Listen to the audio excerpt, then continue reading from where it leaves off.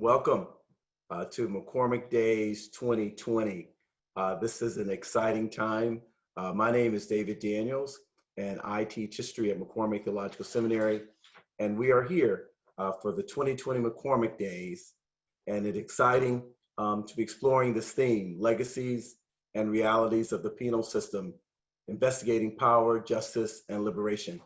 I'm excited that the alums, I can see names popping up in the chat. It's good to be able to know that we're together virtually. To the friends of McCormick, it's also exciting to have you here, as well as McCormick faculty and staff.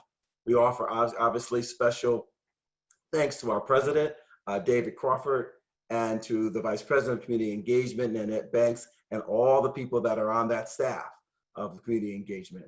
So this is an opportunity for us now to focus on navigating corridors of power. And the focus here is on how do those who seek to make change within this struggle we're having around mass incarceration, around crime and punishment, how do we engage that? And so we have three wonderful panelists who are here.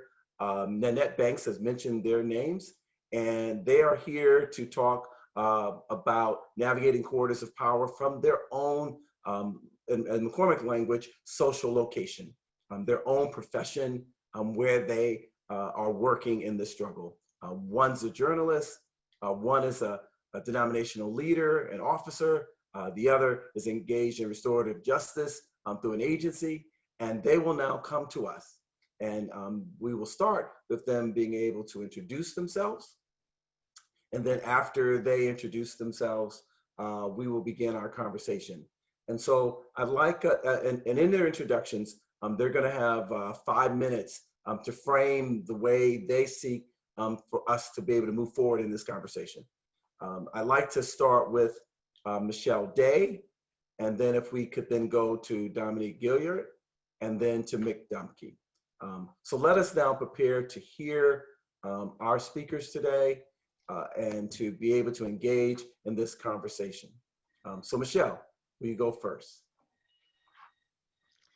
Thank you very much, Dr. Daniels. And I first of all want to say I thank you all for the invitation to participate and have been blessed by the first day of this program and by this worship service.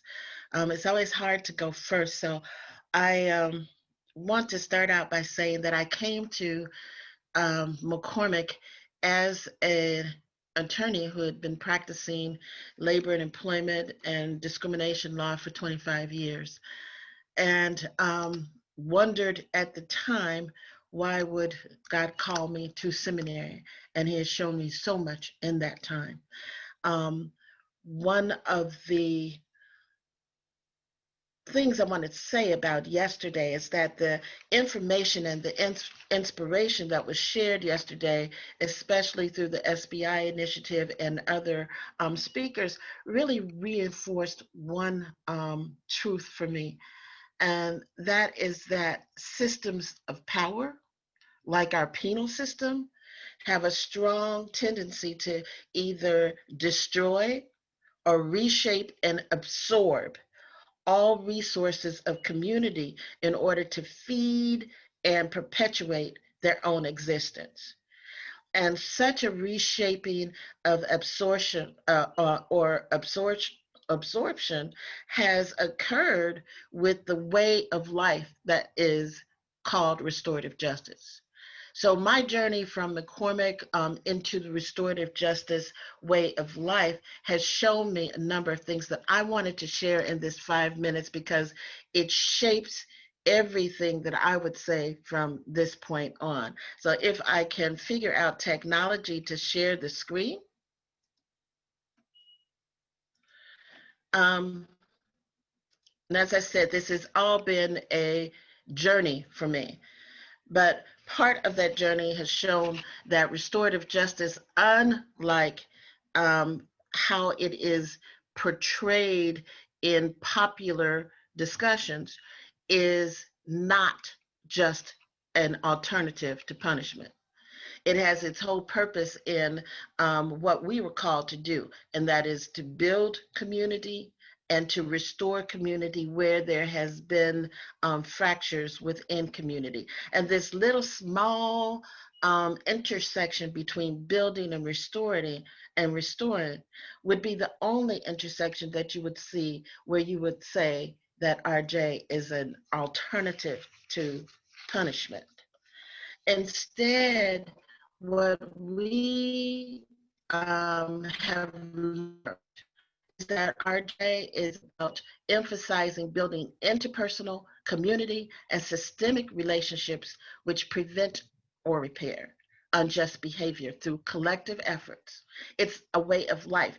It is the I am because we are, and it really is the horizontal um, arm of the cross by which we work to restore right relationships with each other as first ordained by our Creator. With that understanding, then we can understand that restorative justice calls upon us to fully understand and tear down barriers to right relationship. And those barriers come in the form of natural conflict, trauma, systemic and structural inequity. And then finally, I want to point out that we have learned that it is important for us to be radical peacemakers, as we are called to be peacemakers.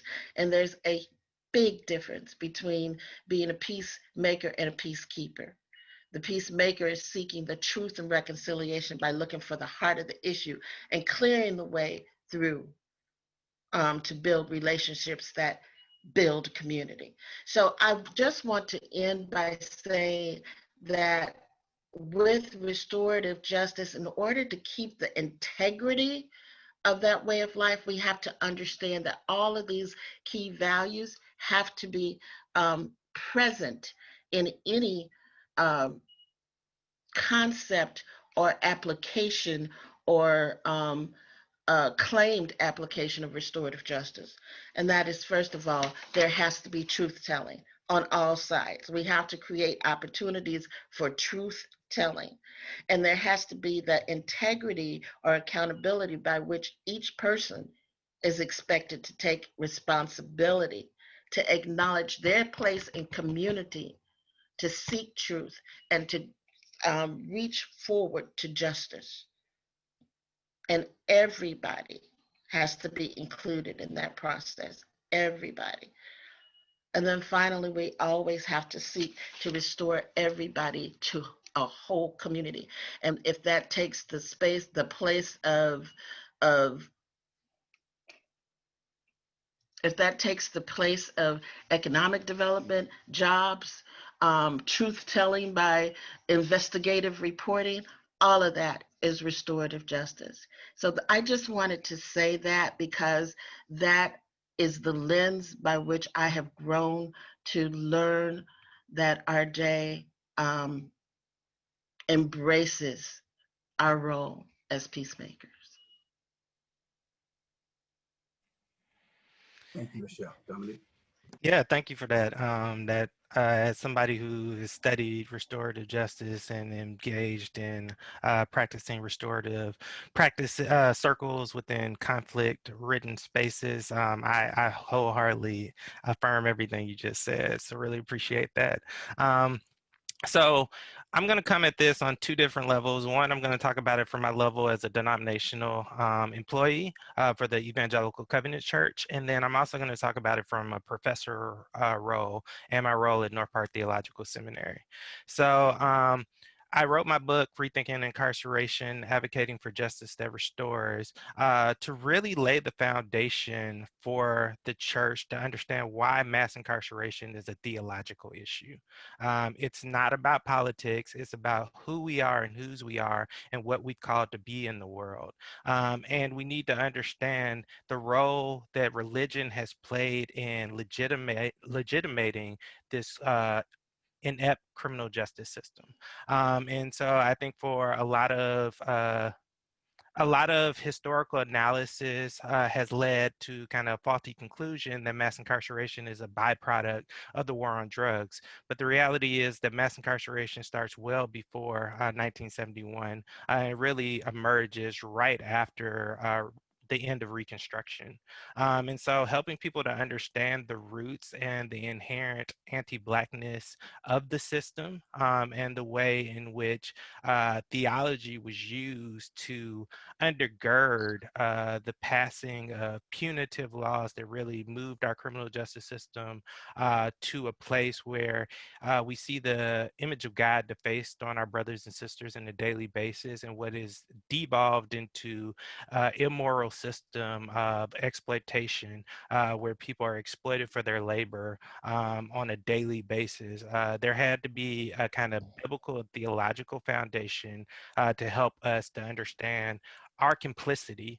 It's not just about where we align politically, it's about the church understanding the way in which religion has been misused and abused, and scripture has been distorted in a way that has actually legitimated the system, and the way in which concepts like law and order have been, again, misinterpreted and weaponized in a way that the church has really kind of clung to and supported, and I would argue in many ways unwittingly become an agent of the state. And I think about that in regards to Dr. King's words, where he says, you know, the church must be reminded that it can't, that it has to be the moral conscience of the state. It can't be utilized in the way that we have. And so I think that was the foundation for the book.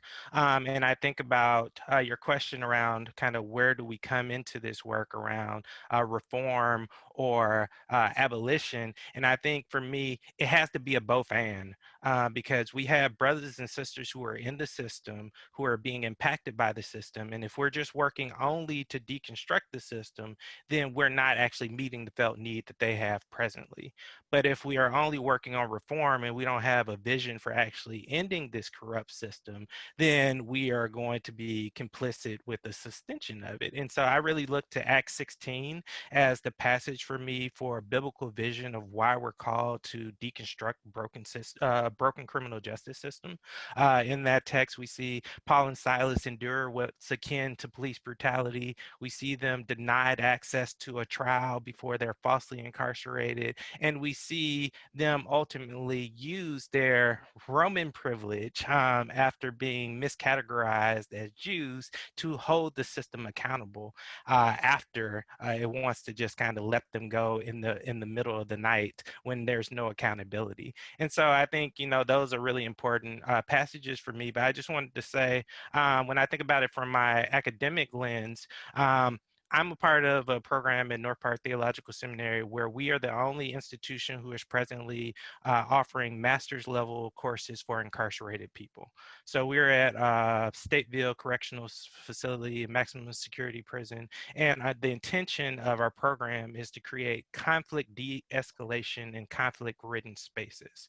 And so restorative justice, restorative practices, those things are inherently woven into what we're doing. And we really see this education as a form of reparations, because the vast majority of people who are coming into the system, we know, are people who are coming out of environments where there's high unemployment, high home closures, and high levels of school closures. And so that we know this because of the study that was done, Million Dollar Blocks, that looked at how many single city blocks in the city of Chicago have over $1 million worth of investment to incarcerate citizens from that single city block. And we know that Chicago yielded $851 million blocks. And every single one of those $1 million blocks were on the south and the west side of the city, where disproportionately our students are from. And so we see our offering of a master's level education as a form of reparation in light of systemic neglect. And I think that's really important because Higher access to higher education behind bars has been proven to be the most cost-effective and the most efficient way to reduce recidivism. So for every dollar we invest in higher education behind bars, we get $5 return on our investment. And so this is really critical work, and that's the way that I think about trying to do the both and in light of your question. Thank you, Dominic. Appreciate it. Nick? Thank you, Dr. Daniels, and thank you, Dominique and Michelle, and everyone for being here. It's really great to join this discussion. I was thinking, even before Michelle talked about her experience of coming to McCormick and wondering why she was there, that I had a very similar experience 20 years ago, which is stunning to think about, finishing 20 years ago. So it's more than 20 years ago that I started there. But it was, as I was saying to Dr. Daniels, and we were chatting yesterday on the phone, sort of a wandering period of my life. And how did I end up at McCormick? What was I doing there? What was I supposed to take out of it? I wasn't really sure for much of the time. At that point, I had worked for a couple years as a newspaper reporter. But it was during my time at McCormick where I really started to think about what that meant and what I was supposed to do. You know, the calling we all have to do justice and to love kindness and to walk humbly with God. What did that actually mean?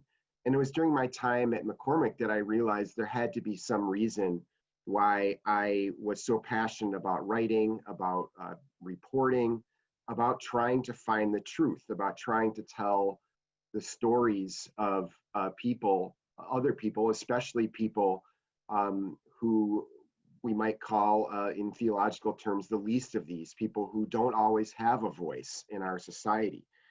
And able to merge, you know, whatever pull I'd had to end up at McCormick with this passion I'd had. And 20 years later, I am an investigative reporter for an organization called ProPublica. It's a nonprofit organization that does investigative journalism.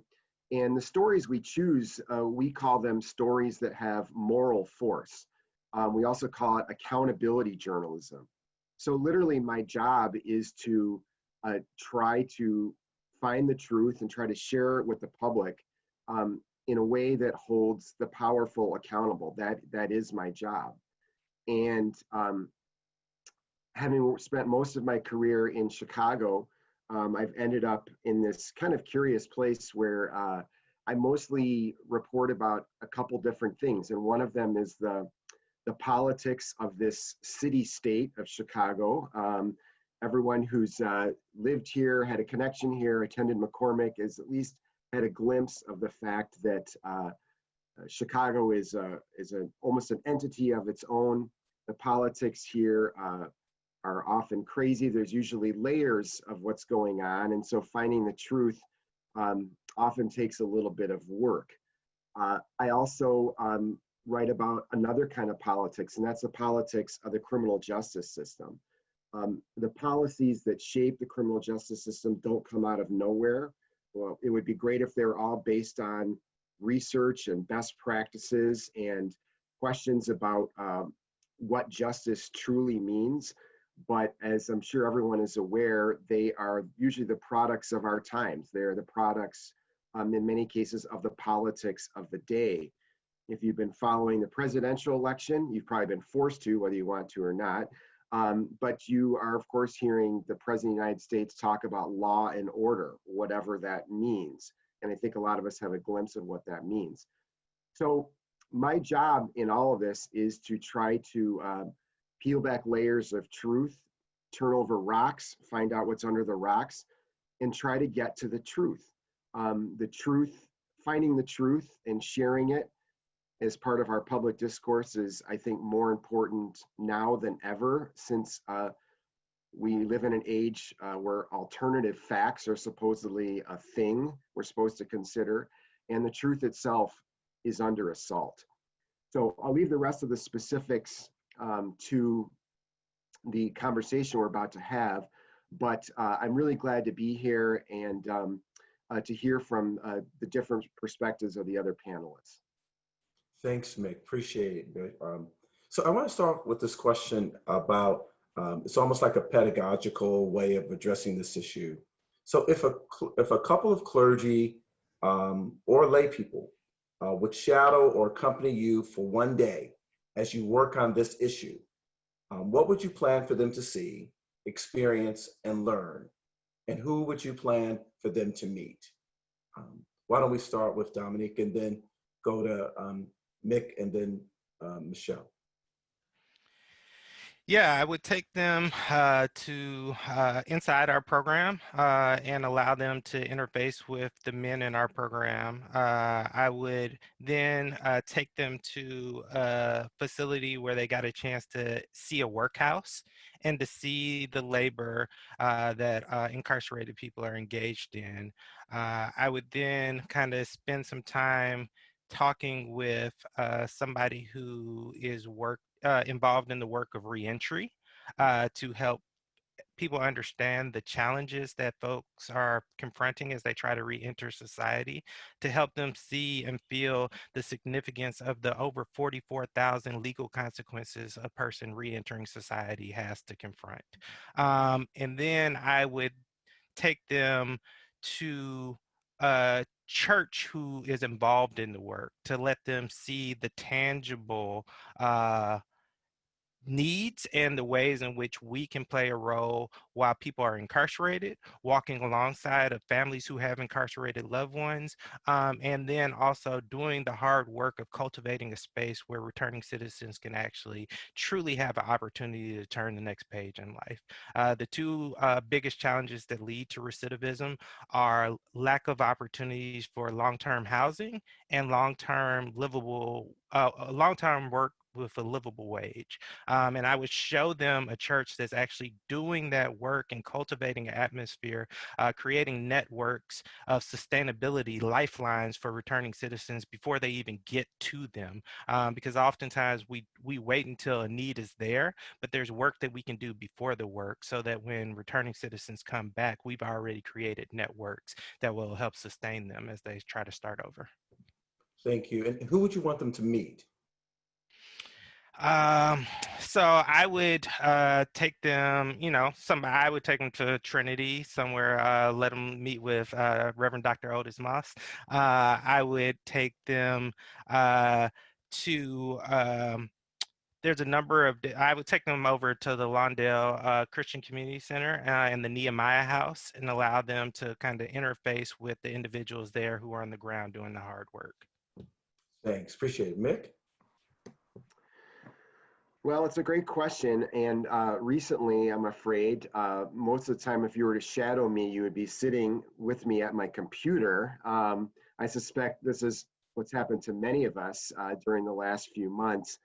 And I don't know if anybody ever saw the movie Spotlight that was out a few years ago. Great movie that in addition to really getting at the issue of trying to discover the truth and holding the powerful to account, in that case, the Catholic Church in Boston, there's some great scenes about both the excitement and the drudgery of doing investigative reporting. One of my favorite scenes from the movie, there are a group of reporters who are going through a bunch of archives of to try to find out basically the career arcs of a number of priests. And they're sitting in this basement looking through these dusty books, and someone says, "What is that smell?" And it turns out there's a dead rat over in the corner. And I just laughed out loud because it's like, this is not all exciting, glamorous kinds of stuff. That is a lot of the work to try to find out what the truth actually is. So I do spend a lot of time on the phone. I do spend a lot of time gathering and reviewing documents. But Dr. Daniels, the question you asked, who would you want people to meet? I mean, when I do get out and about and I do talk to a lot of people, and I would want everyone to see, kind of get glimpses of what I get to see. Currently, I am corresponding with two individuals on a regular basis who have been in the criminal justice system themselves. One is currently incarcerated in a state prison here in Illinois. And even as Illinois moves to, well, it has already legalized marijuana and trying to make sure that communities that have been affected by the war on drugs are going to get to participate in this burgeoning new multi-million-dollar business. At the same time, there are still people in prison on marijuana charges in probably every state in this country in Illinois. So one of the individuals I'm talking with has been given like a 12-year sentence for trafficking marijuana. There are unfortunately people who shoot others and kill other people who don't end up serving 12 years in prison. So that's an interesting ongoing conversation I'm having with him. There's another gentleman I've recently reconnected with. I first wrote about 7 years ago, soon after he had been sent to a federal prison for his participation in a drug conspiracy. He was part of a group of young men on Chicago's West Side who were engaged in a heroin distribution organization. And, you know, grew up, they all were friends growing up. It's just like Dominique was mentioning, job opportunities were not always available. And this guy, Derek, I talked to regularly, he would sort of move in and out of the drug trade. When he needed a few bucks, he would work. When he, you know, got so-called mainstream or legal work, he would leave the drug trade. But he ended up getting locked up, sent to a federal prison, and he just got out. So he comes out of federal prison into the middle of COVID, and he's trying to get on his feet, trying to work, trying to both re-engage with the people he loves, old, not only family members and friends on the West Side, but also to stay safe, both for his health from COVID, and also he was mentioning being near the site of a shooting accidentally just last week. So it is tough out there. I would want people, in other words, to meet and talk to individuals like this, so you can really understand firsthand how these policies play out in the lives of real live people. And then, of course, I would want you to meet some of the politicians I talk to, both for information and sometimes to have unpleasant conversations. Real quickly, when I started at ProPublica about 3.5 years ago, switching jobs, I'd been at the Chicago Sun-Times before that. I had someone send me like a congratulatory note and say, I look forward to talking to you. And I responded, joking, but also serious at the same time, you don't want to talk to me. If you're getting a call from me, it's because something that you've done or something you probably don't want to talk about. So I would want people to have a glimpse of all these worlds, because even in politics, and we may get into this a little bit more later, I believe most people are very well intended. And so, you know, holding on to power and pressing people in positions of power to do the right thing is part of the political process. So it's not inherently corrupt, and the people in it aren't inherently corrupt. But like everything else, you need to talk to people to understand how it works. Thanks, Mick. Appreciate that. Michelle? I would want the persons that are shadowing me during the day to understand the really pervasive influence and nature of restorative justice and how it can transform our world. So I would, first of all, I guess I should share that I always wear two hats. I wear the hat of leading Nehemiah Trinity Rising, which is a faith-based restorative justice consultancy. And so with that, Nehemiah's mission is to build an avalanche of people who are doing this work in community. And we do that through education, through skills transfer or training, through implementation strategies that are worked with the community and not for the community, and through advocacy to change policies and procedures that are keeping us from being in right relationship, and then through a lot of collaboration. So I would want the person to walk with me during the day to see each one of those aspects. We'd start out the day, first of all, deconstructing any misperceptions about restorative justice. Then we would visit those places that have engaged in developing skills for RJ and are using them in the community. Places like, I believe, Londale Christian Legal Center was mentioned, but also Heartland Alliance, which we partnered with their READY program to provide the type of education and skills that their outreach workers need to change their environment, but also the advocacy piece.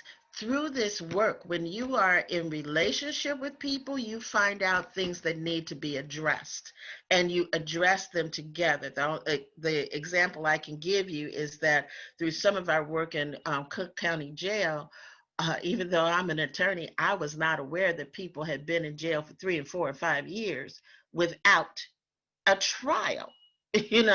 And that gave rise to the advocacy work that we do with the No Money Bail Coalition. So I would like for them to meet with the No Money Bail Coalition, the In Money Bail Coalition, and then also to meet with other collaboratives. Now, when I say I wear 2 hats, I have to eat, so I actually work for a living, and I work with the circuit court in the restorative justice section, not the restorative justice court, but it's the resource section that develops restorative justice and connects restorative justice across the city. I would want them to be aware of that, and I would want them to sit with some of the restorative justice hubs. Londale Christian Legal Center is just one of them, but Target Area Development Corporation does a different type of work where they really do a lot of advocacy around reentry and provide opportunities for people in reentry and change policies regarding reentry. So I would want them to sit with each one of those. And then finally, Trinity United Church of Christ is my church. So I would definitely want them to sit with the Justice Watch team and Pastor Moss, and we would talk about the very many arms of the spider of restorative justice that it takes to transform community. And from there, I would then take them over to the Samuel DeWitt Proctor Conference so that they could meet with Dr. Ivor Carruthers and with Reverend Dr. Jeremiah Wright and look at how restorative justice rolls like through the city, through the nation, through the world, if we are vigilant about it. So that's would be the tour that I would take them on. Thank you. I should say for myself, I'd love to volley off for a day. I don't know if you set that up, and I'll bring some students and some clergy colleagues with me, and maybe even a couple of lay people, and we can take turns when you need a one-on-one, so we won't be overwhelming. But if I can't do that, I'd love a film crew to follow each of you just for a day, because it's a window to a world, as you said, Michelle, that most people don't even know, even if you are a lawyer. So I appreciate that. My next question deals with best practices. And I think I framed it this way. What are best practices for working on this issue within corridors of power? And again, the distinction I'm making is that some of us are working outside the corridors of power. So we protest, we write letters, but we're outside. We don't get inside to these corridors. So for people who are able to get inside the corridor of power, either, as Mick says, is meeting with a politician who has a role in this, or if it's a denomination that has a lobbying arm, and so therefore they meet with delegations, or if it's an activist church that also, I mean, as you know, some leaders in our communities, they have the mayor, the governor's telephone number, cell number in their contact list, so they can call them, text them, and if they don't answer, they know who to call to get them to answer. So when you're in these corridors of power, and maybe it's the jail or the prison, but whatever the corridors power you want to identify with, what are best practices when you get there, when you're either around the table or when you're in that space? And so anyone can go first. I don't need to call. Go ahead, Michelle. Um, since I have a foot right now in both, I think it's important to, first of all, establish what your values are and stick to them, you know, and so that you are operating from a place of integrity, and you don't get bent out of your shape that's been given to you by God, by all that's going on. But also to remember that these corridors of power consist of people, consist of individuals. And so what we try to do is to change hearts and minds one person at a time, while we're also looking at the big picture. So to give you an example, this work obviously has been going on for many, many, many, many years. But we are currently involved with one of the governor's task force on issues relating to children of incarcerated parents, especially incarcerated mothers.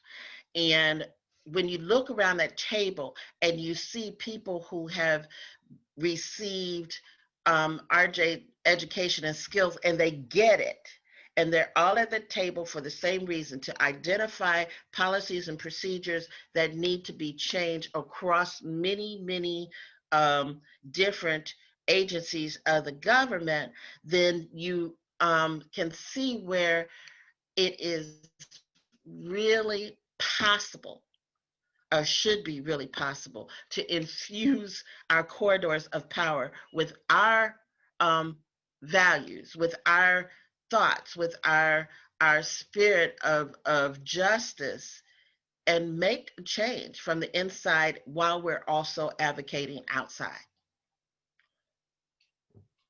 Mick or Dominic? What do I call Dominic? Yeah.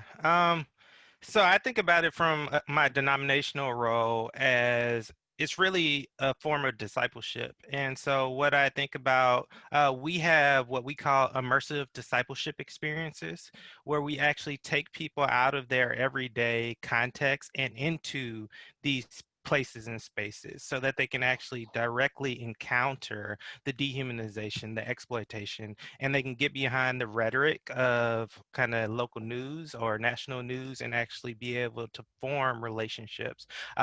They get the opportunity to see with their own eyes. And then we go deeper and to say, okay, given what you've experienced, what's required. And really, I like to think about it denominationally, institutionally, or even congregationally as really pressing into a deeper understanding of repentance, particularly centered on John the Baptist's call to repentance, where he said that there should be fruit in keeping with repentance. And so part of the fruit, then part of the ask really becomes institutionally, like, what is going to be the fruit of our repentance, for our complicity, for our silence? And in doing that, you start to say, we have to ask real questions about resources. And in asking real questions about resources, we need to be really discerning about what does it mean for us to envision our resources as a liberative force in the midst of this systemic injustice that's at play. And so that's a big part of how our program at Stateville even came to be. In addition to that, we encourage folk to understand kind of some of the systemic realities of what was named earlier with the cash bail, because the reality is that in our nation, we have a reality where we spend 75% of people in America's local jails aren't there because they've been convicted of a crime, but they're there because they can't afford their bail. We spend $14 billion annually holding people behind bars who have not actually been convicted of a crime. And so, people don't know that. And so I think to be able to give them that information and to connect that biblically to our discipleship, and then to say something is required of us now that we have this new information. How do we assess our resources and have a real conversation about what does it mean for us to bear fruit in keeping with repentance? Because we've been complicit through our silence. Now that we're aware, repentance is required, and that means it's more than just an oral confession. It means that there has to be tangible connection to our resources. So that's the way that I think about navigating this systemically, institutionally, denominationally at tables of power. We have to hold the institution accountable to what the Word of God calls us to. On this discipleship part, can you say a little bit more? Do the people in the program who are in this discipleship formation, do they visit then the jail or visit the prison? Yeah, so anybody can enroll in the course, and but in addition, we have, particularly when we have, like, say, pastoral gatherings. So we have a national pastoral gathering every year in January. We take a cohort of pastors into the prison to allow the men to do a presentation for the pastors. And then they have we set up a network of accountability where they actually have to report back to the men inside the prison to say, what are they doing with the information that they've learned? How is their discipleship and their forming of their members locally changed because of what they've experienced? And it's like a reporting back. But we also think about that denominationally. So all our denominational leaders, we call them to actually go inside the prison and actually get proximate, because there's power in proximity, there's revelation in proximity. And one of the things that I really hold dear and I try to bring into our practices is the old community development proverb that says that those who are closest to the problem are also closest to the solution. So if that is actually true within a criminal justice system that literally takes people's political voice away, what is our responsibility once we get proximate and hear the truth that is being kind of shrouded out by our present system? We therefore have a responsibility to go back and amplify that truth that the system is trying to suppress. So Appreciate that. Thank you. Mick? Yeah, I mean, I think we all keep talking about the truth. It's so important. I was going to say that is the main way, I think, to stay on mission. That is the main best practice I have, is to remember that is the goal of my work, is to find the truth and to share the truth with others, with the public, so that we can in turn be better informed, and that so my colleagues on the panel here can have information to do their work. In turn, direct action kind of work, working with the people who are incarcerated, the people who shape the policies that led to these extraordinary incarceration rates we have. Literally, the way I do my job is all based on truth telling, like including telling people why I'm doing what I'm doing. What I mean by that is journalism, in addition to, I think, for many of us being a calling, is a very competitive business. And even though I work at a nonprofit, I can tell you that our existence relies on us being able to get information and get attention for the information that we share with the public. You need web hits. You need, even a nonprofit, you need people to be willing to donate to keep your work alive. And the way they know about you is by you doing good work. I always joke about having hit records. You can write stories that try to do the right thing, that try to expose injustice, but if nobody sees them, if you don't have a hit record, if it doesn't get out there, then you're just one of those bands that everyone is sort of like, oh, they're really cool, but nobody ever heard of them. And so impact is very important, but impact, in order to get impact, in order to get that hit record, in order to get your work out there, you could really take shortcuts. There are certain kinds of stories that, of course, get far more attention than writing about the bail system, than writing about bond court. I've written stories in the past about pawn shops in neighborhoods where there weren't enough, employment was high, there weren't enough other kinds of businesses making investments, and nobody read those stories. They're important, but nobody read them. And so we have to balance doing stories that are important, but making sure that we get people's attention. And so I say all this because I think it's very important to for me to tell myself why I'm doing this. I'm out here to get the truth. I'm out here to speak truth to power. And that as competitive as it is, I'm not here to just get a juicy scoop so that I can pat myself on the back at the end of the day. It's about a lot more than that. And there are complexities and things to balance, but ultimately it is about telling the truth. I want each of you to continue this. So I never took a journalism class, but one of the things that in, I don't know, the journalism unit of an English class that I had somewhere between high school was that you have to have a hook, that there has to be a hook to the story in order to get people's attention. So Mick, on this issue, what would be a good hook to the story in order for people to be able to hear the truth and experience the truth? And then for Dominic, how do you prepare people to go into the prison so that they're not, or possibly if it's an issue, they're not merely going in with their lenses, but they're going in with some kind of eyes that you tutored, for lack of a better word.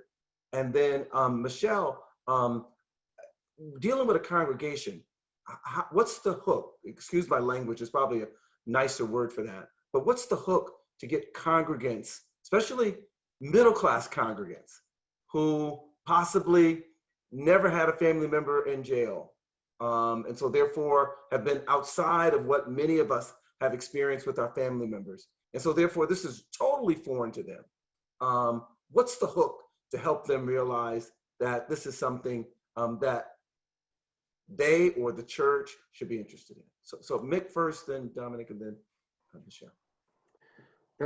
These are all great questions, Dr. Daniels. Somebody should hire you to be a researcher and a teacher or something. You're really good at this. Yeah, you're absolutely right. I mean, I think that's kind of what I was touching on before is you can get the information, it can be important, it can be powerful its own way, but if you don't know how to deliver it, if people don't see it, it's not really going to go anywhere. So you're absolutely right. We need to have a hook. I think that in the best scenarios, we have stories. We have people who are sympathetic characters. I don't know about everybody else out there, but there are parts of, for instance, there are parts of the Bible you read because you kind of have to. There's the laws, essentially the legal statutes of the Bible, and then there's the stories. And I think that there's a reason why in journalism, most of us prefer the term stories to articles. An article to me is like a vegetable you have to eat with your dinner. And story is something you not only are going to get something important and useful out of, but you want to read, you want to continue on. And so I'll just briefly tell you, I'm working on something right now. I've been working on it for a long time that involves police corruption, political corruption, extending over several decades. It's an unsolved murder case going back a long way. And I think that the way I'm going to try to hook people on it is that it's got a bunch of colorful characters. It's got politicians, it's got mobsters in it. And I like watching mob movies. I don't know about the rest of you guys, but that's just a way to try to hook people and bring them into the story. So that's what we try to do, I think, in journalism, even if it's not a story about mobsters or gangsters or anything like that. Even if it's not that colorful, we try to find people, because ultimately everything we're talking about here are about human beings. And so how do we find the humans who are affected? How do we do the work so that we can tell their story and relate it with the most integrity and truthfulness that we possibly can? I think that is the goal, and it's not always easy, and we don't always do it well. I certainly don't always do it well, but that is certainly the goal. Appreciate it. Thanks, Mick. Dominic?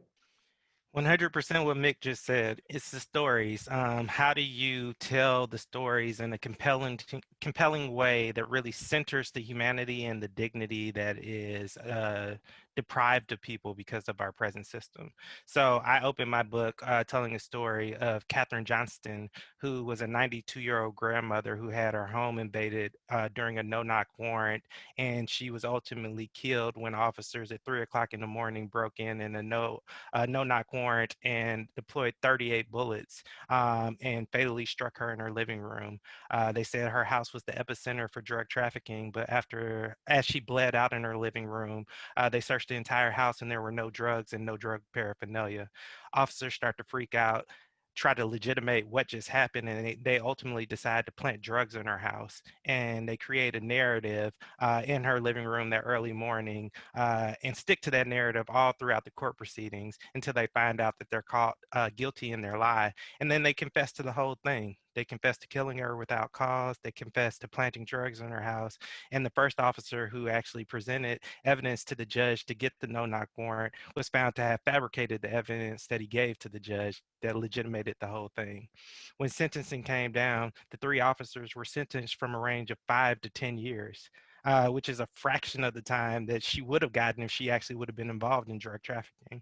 Um, you have to tell stories like that. You have to center stories like that for people to understand how inept, and I don't want to say broken because the system is functioning the way it was designed to function. You have to tell people about, the two judges in Pennsylvania who were found in cahoots with private prisons where they were falsely incarcerating juveniles and sending them all to one private prison, and in exchange they were getting kickbacks for each juvenile that they sent, and that one judge by himself ultimately had to have 4,000 of his cases overturned because he had falsely incarcerated that many juveniles. You got to tell them stories about Khalif Browder and the implications of pretrial detention and what that means, and how it literally can lead to people killing themselves because of the trauma that they endure behind bars. And so I think you have to find ways to convey compelling stories to help people to understand, like, this isn't just about policy. This is about humanity. This is about dignity. This is about something that's infringing on the shalom that God calls us to pursue as the people of God. And so lastly, I just say I would also, to frame people, I would tell them those stories, but I'd also have them watch the docuseries When They See Us. And then I'd also have them watch the documentary True Justice, Brian Stevenson's fight for equality. Those are both online resources that people could watch, and I'd have them do that before coming into the prison. Thank you both. Now, Michelle, so the congregation, how do we help people in our congregation, especially a middle class congregation, take this seriously? Well, I'm still looking for the answer to that question. So if you have it, I can say some things that have been tried. And in truth, when our group gets discouraged, I just keep saying we can only sow seeds and let God bring the harvest. So we have to find different ways to sow those seeds. I agree with Dominique and with Mick that we've got to tell the stories. That's one hook. We've got to tell the stories, but we've also got to engage our congregations with people who are not like them, and I mean engage. Obviously, one of the practices of restorative justice is the peace circle that people talk about, but it is not the only practice, and I want to make that very clear. But when we do our education pieces, we generally try to do the education pieces in circle with people so that their experiences and their stories can be told and people can engage with each other and see that this is a real person, not just a person who's standing there. Sometimes we have people come and tell their stories from the pulpit, and then they go home and everybody goes back to their suburban home and they forget about that story. No, this is about getting engaged with, knowing and learning that what's important to that person, what makes that person tick, while they are also I'm learning about you. So it's about relationship. It's the same thing that Jesus did. He sat down with the tax collectors and the people that society shunned. And we have to do it. That's the only way we have to do it. The other aspect of that is that sometimes it is best to entertain. And I applaud the film festival at Trinity. I applaud the film festival that is done through another organization as well, because when you tell the stories in an entertaining way and then bring people together to discuss, then they can see the connections.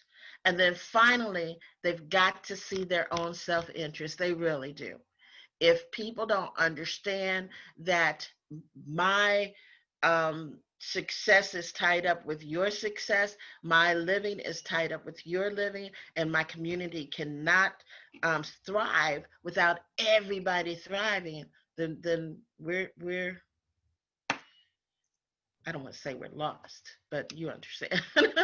And I get pretty passionate about that because unfortunately, it's our churches and our middle class churches of all races and colors that are hard nuts to crack. Appreciate that. Thank you. Thank you also for the sobering part that you, even though your committee is doing such great work, they get discouraged, and we all need to realize that. I just have one more question before we get to the question from our larger participants.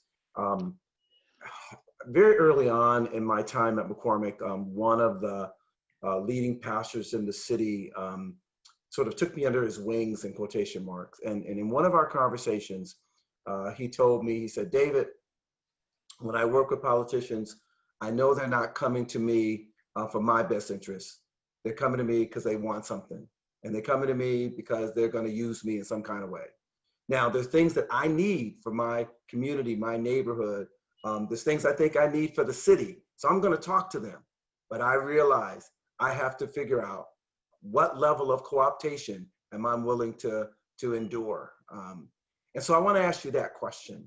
And I know all the platitudes about integrity. And this person was maintaining their integrity. They never took money under the table. They never got jobs. They didn't fall in the patronage system, so they weren't getting jobs for their family members. I mean, they really were trying to help advance the common good.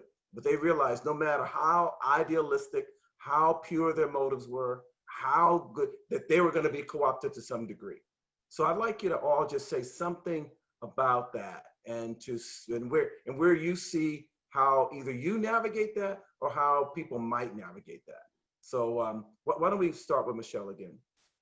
Okay.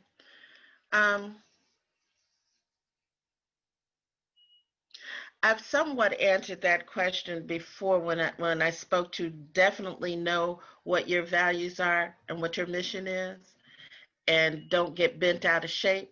I agree with your friend. To an extent, we have to engage, but it's important not to get bent out of shape and to know when you have reached that point where you cannot um, do the both and.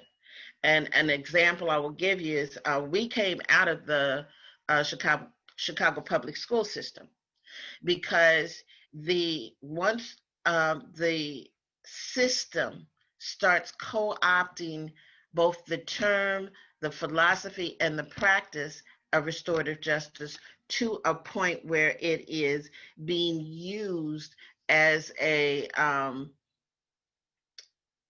way to keep people quiet, or a way to only deal with the quote bad kids, then at that point in time, it becomes necessary to make a decision as to whether or not you can change the system from within or you have to absolutely leave.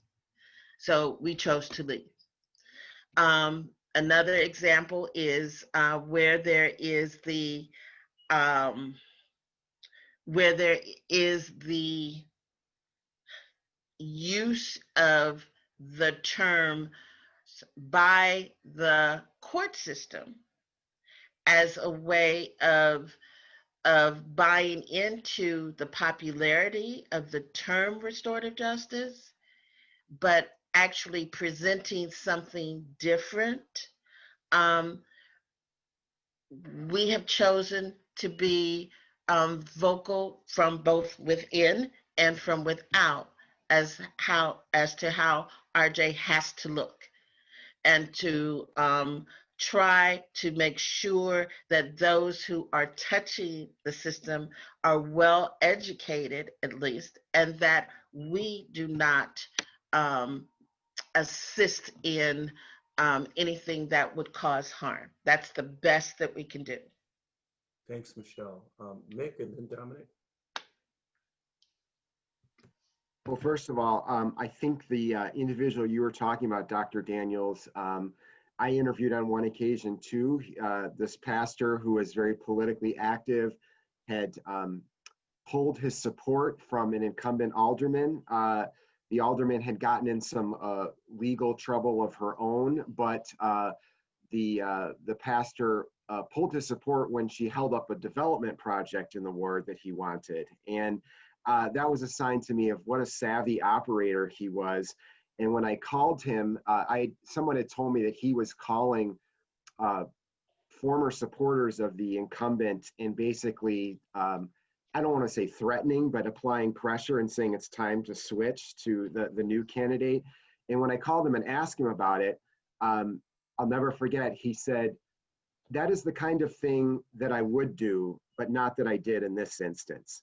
And I just love the candor.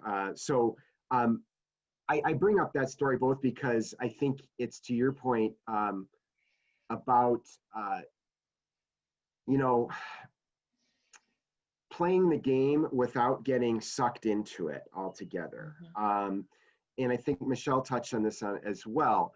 I think that when you're walking in the corridors of power, it's just like everything else we're talking about. When we're working with people who have been criminal defendants, who have been incarcerated themselves, even if we think the system is fundamentally unjust, sometimes people do bad things. And yet we're not shunning them because they've made a mistake, as we all have made mistakes. Our mistakes just may be different from theirs, but we've all made mistakes. So we are talking to people who are in the system, even if they've made mistakes in their life. I look at walking the corridors of the power very similarly, which is that we need to do the work to understand the motivations of people in power. What are they actually after? Even as we're trying to hold them to account, before we render final judgment, and we're not the ones actually are going to do that, but even in our own ways, as we judge them or try to evaluate what's going on, we really need to understand what they're working towards. So I bring that up because even to get done what we need to get done, to be understanding of how politics works, we need to know what people want. Politics is in some ways, just how you get things done, how you get public policy enacted. And again, as I mentioned earlier, it can be corrupt or corrupted, but it can also lead to some really positive, progressive, important, critical results. And so you just have to know both how it's played and the players, I believe. And I think the pastor, Dr. Daniels, you started off by talking about, understood that very, very well. Dominic? Yeah, so I'd go back to something Michelle said earlier. I think when it comes to this conversation, we have to help people to understand that what we can bring is in their best self-interest. Kind of going back to what Mick was just saying about understanding what people want. I think we have to establish ourselves as a presence of power within the community, so that elected officials know that they have to come to us and through us to ultimately achieve their goals. And in doing so, perfect example, we all know how the white evangelical vote has been hijacked in a way that is a foundational pillar for the current establishment. if we are able to see ourselves and galvanize our power in a way that an elected official knows that they have to come to us and through us, then we're in more of a position of power in the conversation in regards to what we compromise and what we don't. We can stay more true to our values when people understand that we actually have the influence to mobilize people to engage politically. But if we are a fractured body and it doesn't feel like we really have the influence to help people to move towards the common good, then we're going to come to the table at a deficit. And to actually speak into what's going on, we're going to actually have to concede more than what we really desire. So we have to be able to demonstrate that we have the capacity to mobilize people for the common good. Without that demonstration, I think we're going to ultimately have to concede more than what we really desire when we come into these conversations. I'll give you one quick example. We both talked about a common friend we have out in the Bay Area. And right after Michael Brown, there were, the national protests were going on everywhere. And this was this really crazy circumstance where I was still pastoring out in the Bay at this time. And we had some activists from Ferguson come down, and they went out and led a protest in a progressive city in the Bay where you would not think that this kind of civil arrest would take place. But they came back and actually talked to us after that. And they said, what's going on right now in the streets right here is just as bad as what's going on in Ferguson. This common pastor that we had was out of town the night that this happened, and the police actually used his church parking lot as a staging space for to resist the demonstrations. He came back the next day and lit into elected officials and the police department, and that never happened again. But he only had that power because he had been able to demonstrate his ability to mobilize people for the common good, and they knew that they had to come to and through him to continue to enact the legislation that they were seeking to pass. And so I think that that's a very important piece to this puzzle. Wow, I appreciate that. And people might not know because we're speaking in codes, but this church in Berkeley, California is right across the street diagonally from a public school. So there was a public parking lot they could have easily used. But again, they were trying to co-opt the image of the church and the social capital of the church for the maintaining of quote, law and order. So I appreciate that. I'm going to now go to the questions from the participants. There are more questions that we're going to probably be able to answer in 25 minutes, but they're all great questions. So I don't know whether there's a way that some of you might be able to put some answers in the chat after this is over. I don't know whether Nanette says you can re-enter into this session so that can be done, or whether Nanette can take the questions out and then share them with you, and then we get them back. But I wish there was a way, if you had time, to be able to answer all the questions. It's just that we won't be able to do it within this time. So let me just go somewhat in order. They're not exactly, but the first question was to you, Dominic, and it was one about your exegesis of Acts chapter 16. And someone wanted you to say a little bit more about that. Yeah, so in the story, we see Paul and Silas accused of throwing the city into an uproar because they liberate a demon that is being exploited by powerful men in the city. So first that tells us that it's not just about the individual men who are exploiting this woman, this person economically. The whole city is actually in cahoots, because if it was just about the individuals, they would have said they threw their finances into they made their finances go into jeopardy. But it says the whole city kind of was turned upside down. And then it's really important to understand what scripture is doing about where the actual the court is. The court is in the marketplace. And so these men know that they're taking them in front of a judiciary that is more committed to profiteering than it is to justice. And then also you see the racial bias go on, because as soon as the men are associated as being Jews, they know that they have no chance for justice in this context. And it even says that the crowd joins in their persecution and they're stripped naked and beat with rods. So they endure persecution, humiliation. And Paul and Silas particularly know that all they have to do is actually say, hey, we're actually not Jews, we're Roman citizens, and everything will stop. But this is a true depiction of what our faith calls us to in regards to solidarity with our neighbors. They knew that non-Romans didn't get justice in this context, so they endured what their neighbors would have to endure so that they could actually come back when they finally realize that they're Roman citizens and they actually treat them with respect and dignity. They want to let them go at like 3 o'clock in the morning when there's no witnesses, after they publicly beat them and defamed them. And Paul says, no, you publicly beat me, you publicly persecuted me, you're going to have to release me in public. And that's the kind of resistance that our faith is supposed to call us to. We're supposed to understand our citizenship as a tool for power and justice and loving our neighbor. And so I think we need to revisit a lot of these passages to actually speak to the subversive witness that we're called to embody if we're really going to resist unjust systems and structures. And then one more question for you. You were talking about how the church, and this person's, I think I'm using their language, sort of legitimates and keeps maintaining the prison system as it is.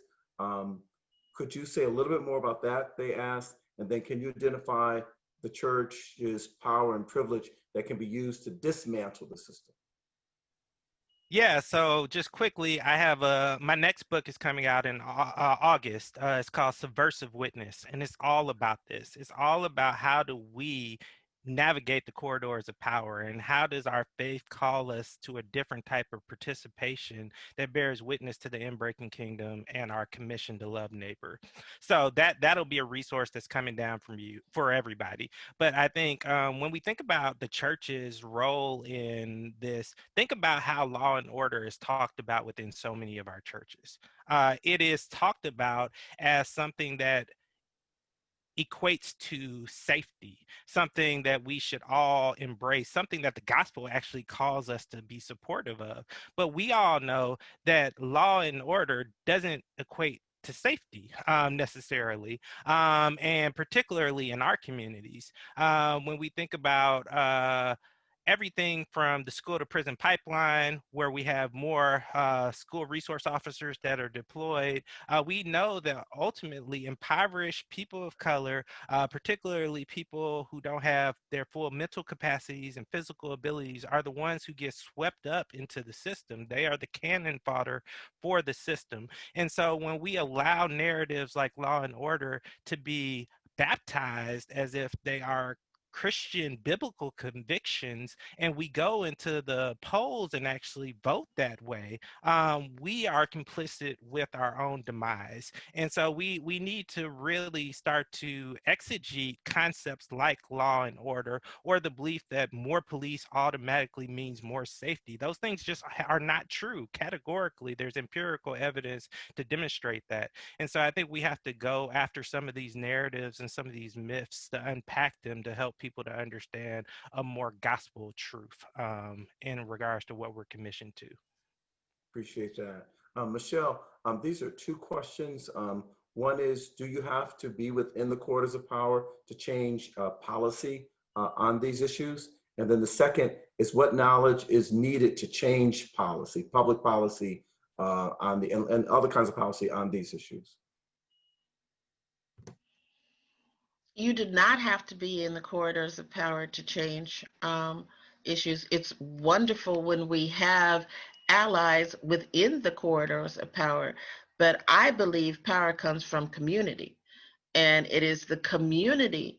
And I want to define community, first of all, as being everyone who lives, works, and worships in a community. And it is when that community looks at what needs to be changed and advocates for that change that we see corridors of power change and policies change. So let's start always with community. Thank you. And then what knowledge do we need? What knowledge do you need? Um, I would say that knowledge has to be eclectic. Um, First of all, you would always start from a place of faith, but also, as I said earlier, when you know how people are being affected by certain policies and procedures and laws, then you can look at ways of changing that. So your knowledge has to come from being in proximity with people, from being engaged with people, and from there, we can all benefit from education about community organizing, knowing more about our political system and how to operate it. But all of those, again, like I said, it's eclectic. Know what we're called to do, and then from our faith standpoint of view, and then know the facts of how what we're called to do has to be executed. Thank you, Michelle. Mick, so first one is a personal question, but I'll ask both together. So the personal question is, has Mick ever feared for his safety? And then the second one related to that is that in this post-truth society where people don't believe in climate change, don't even believe that COVID-19 as a pandemic actually exists, it's just the flu or like the flu. In this sort of post-truth society, how do we communicate and how do we speak past that? So the first one is the personal. The first one is the personal one. Has Mick ever feared for his safety? And then the post-truth question. Well, on the first point, it's kind of funny. I guess the one time I've been directly threatened by a person holding a gun was when former Mayor Daley threatened to shoot me at a press conference. And I'm not joking about this, but it actually happened. Tell the story very briefly. A few years ago, at that time, the Supreme Court was about to rule on Chicago had a ban on handguns, and the Supreme Court ended up overturning it. And at that time, we knew that that decision was coming down any day. There was a press conference the mayor held basically to rip into the Supreme Court, but he had sitting on the table in front of him a bunch of guns that he and police said they had confiscated off the street. One of the guns was a rifle. I was later told it was a Russian-made assault rifle and it had a bayonet on the end that was about that long. And so there had just been an outbreak of shootings and stuff the night before, as sadly there is way too often in this and many other cities. And so I asked Mayor Daley, like, did he think that the gun ban was actually effective since people were still getting shot? Clearly it was not. And that's an instance, it's a whole other complicated discussion for another time, but where we have laws that in some ways provide political cover to people, I'm certainly not saying that we shouldn't have gun regulations, that there should not be gun control. That's not what I'm saying by any means. But I think even politicians who claim to favor gun control will sometimes hide behind these things and then, basically watch while, often innocent people, and even if they're not innocent, people day in and day out are shot and murdered and whatever in the city. So clearly things need to change. Anyway, I asked him the question, given what we just got done talking about with violence in the city, do you think the gun ban is really effective? And so he grabs this Russian rifle and holds it up. Cameras are rolling, people are taping. And he said, I could, shove this up your butt and fire off a couple rounds, then you'd know how effective the gun ban is.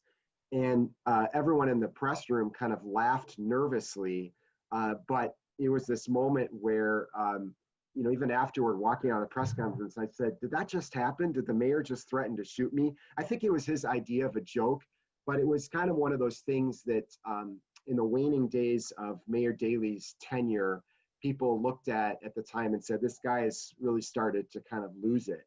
And this is, even if you think this is some sort of joke, that is just not appropriate to be threatening anyone with a gun, even in a joking manner, and certainly not someone asking a question. More seriously, I've had a couple instances where I've been out in neighborhoods reporting where, you know, for instance, on the drug trade, and there was one instance I realized I was in the middle of an interview and I realized they really didn't know very much about the person I was interviewing, and that I was trusting the person. And I think that, you know, the person ultimately was worthy of my trust, but I realized at that moment that I hadn't really done the work to make sure that I knew who I was talking to about some very sensitive issues. And so I've had a couple instances like that, and people saying things or making threatening gestures or something out in the street, but nothing, fortunately, knock on wood, where I've ever really felt like I was in some sort of deep trouble. So I kind of babbled about the long-winded answer to just one of those questions, Dr. Daniels. I don't know if the other one I should still address. If we can. No, the other one is the post-truth. How do you communicate issues about, again, ending the carceral state, abolishing mass incarceration, prison reform, whatever the part of the topic we're dealing with, restorative justice. In this context of post-truth, how do you try to communicate truth?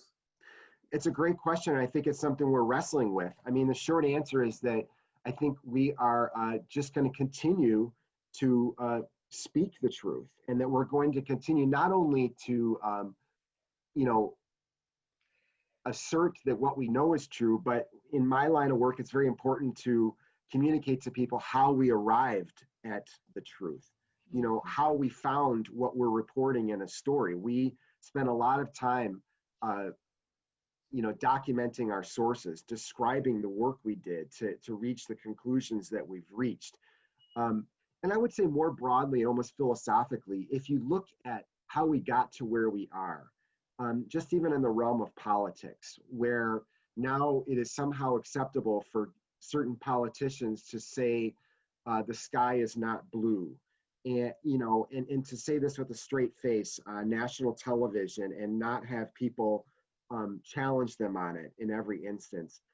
The reason that they've gotten away with this is they did it so many times, and they know that if they keep saying things that, you know, it might become more believable. What's conspiracy theories? They sound crazy at first, and then when people say them over and over again, they start to feel like, oh, well, maybe there's something to it.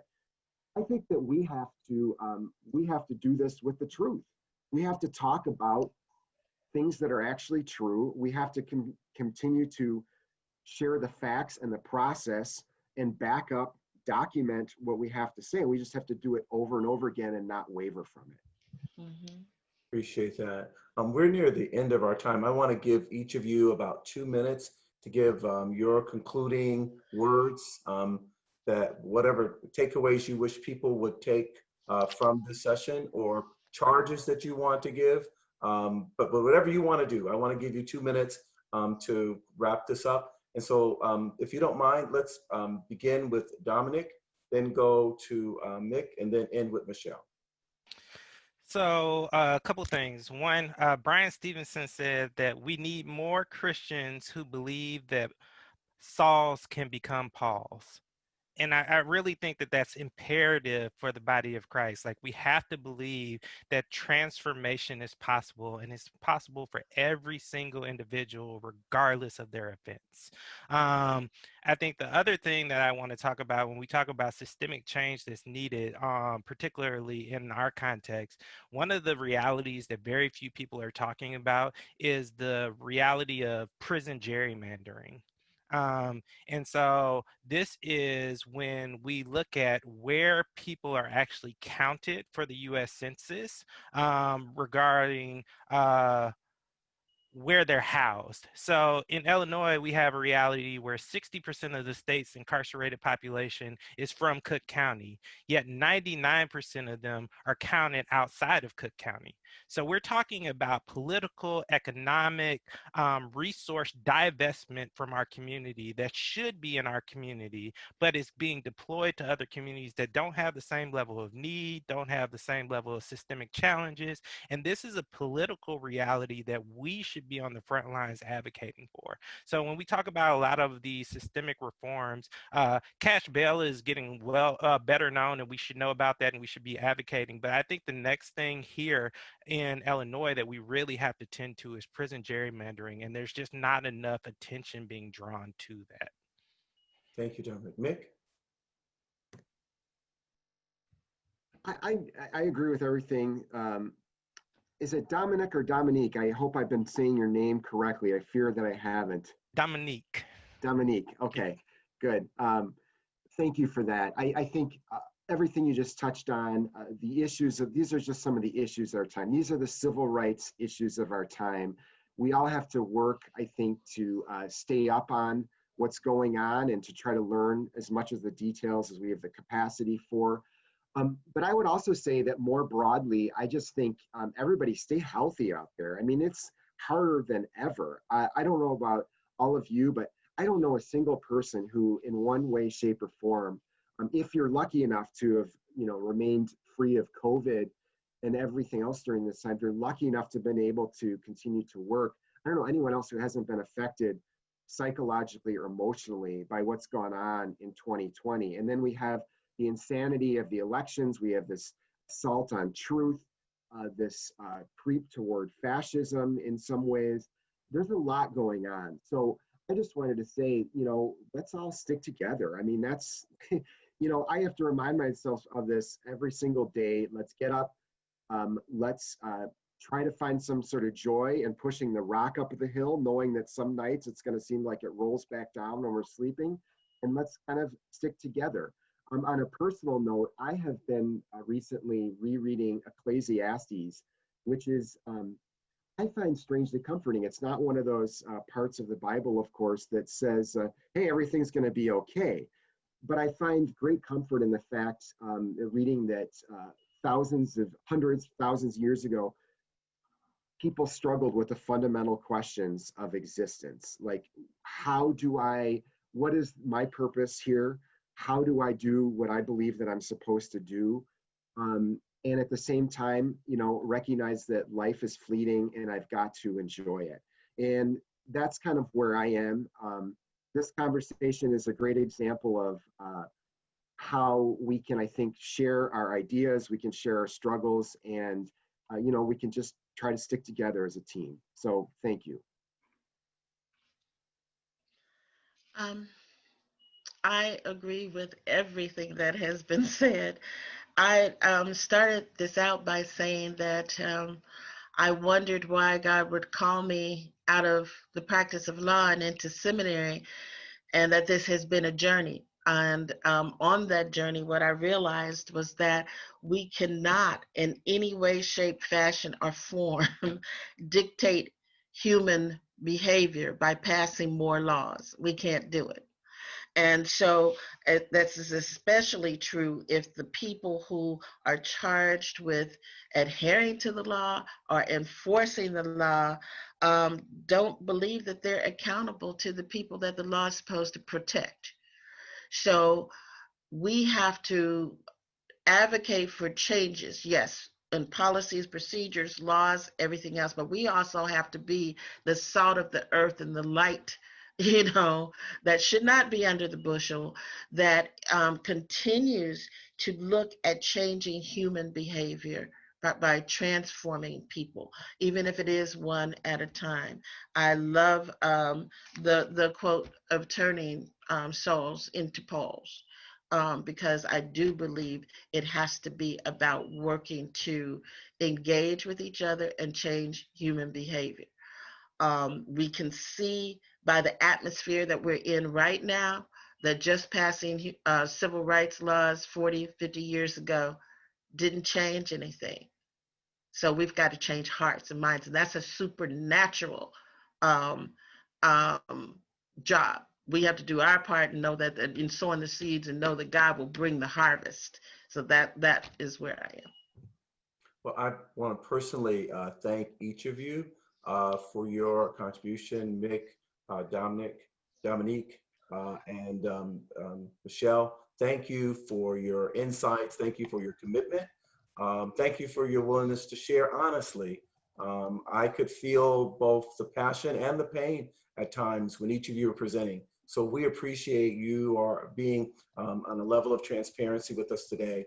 Our goal is, our prayer is that all of us who are listening can begin to re-enter or enter for the first time these struggles with more knowledge, but also with our eyes wide open. So, so I want to appreciate. I also, again, want to thank Nanette Banks and the staff who's part of community engagement for arranging this and making this part of the alumni days. And my prayer is that the next time we talk about this topic, maybe 5 years from now, we'll have even better news and we can talk about change, but that's a prayer. Nanette, I'd like to now turn it back into your hands. And again, thank you all for your questions among the participants, and thank you all for listening. Thank you, Dr. Daniels, and thank you, Mick, and thank you, Michelle, and thank you, Dominique.